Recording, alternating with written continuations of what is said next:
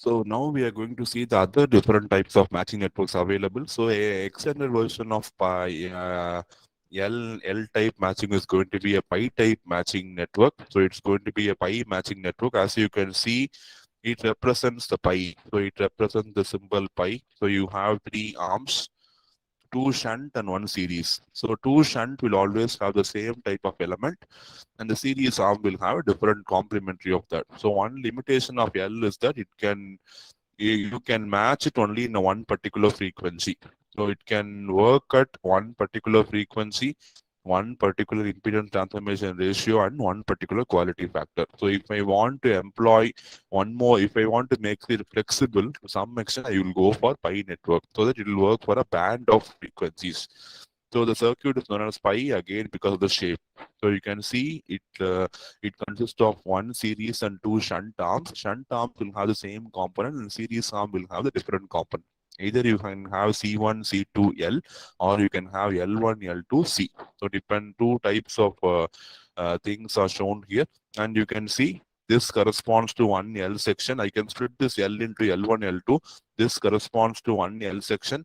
This corresponds to one L section. So I can consider this to be cascading of two L sections. So pi matching is going to be cascading of two L type sections.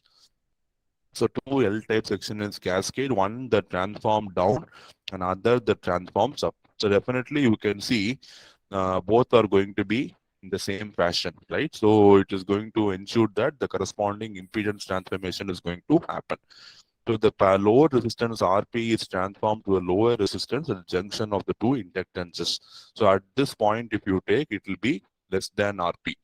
So at this point, it's going to be less than RP. And at this point, it's going to be greater than this value of impedance present here.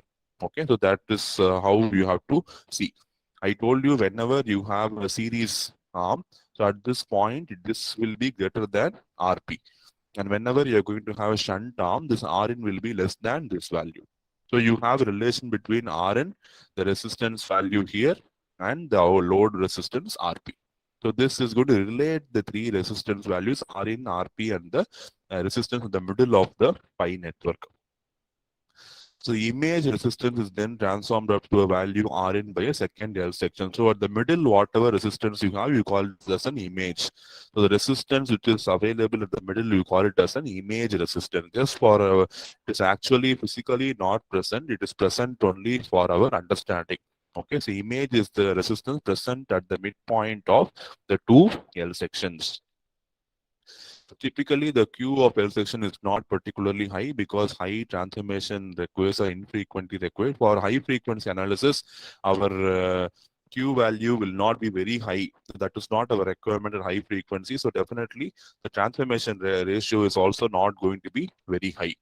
So the pi match will decouple the Q from the transmission ratio through the image resistance. So we have an intermediate resistance called as image resistance, which will help us manage the value of Q, whether it is going to be requirement is going to be lesser or it is going to be higher. So now we have 3 degrees of freedom, which we can differently specify the center frequency, the Q or bandwidth, or the overall impedance transformation ratio. So independently, if you want to design the network based on the parameters, I can go for pi matching network, but that is not possible in L because the frequency becomes constant. But here I can assure that this network is going to work for a wider range of frequencies.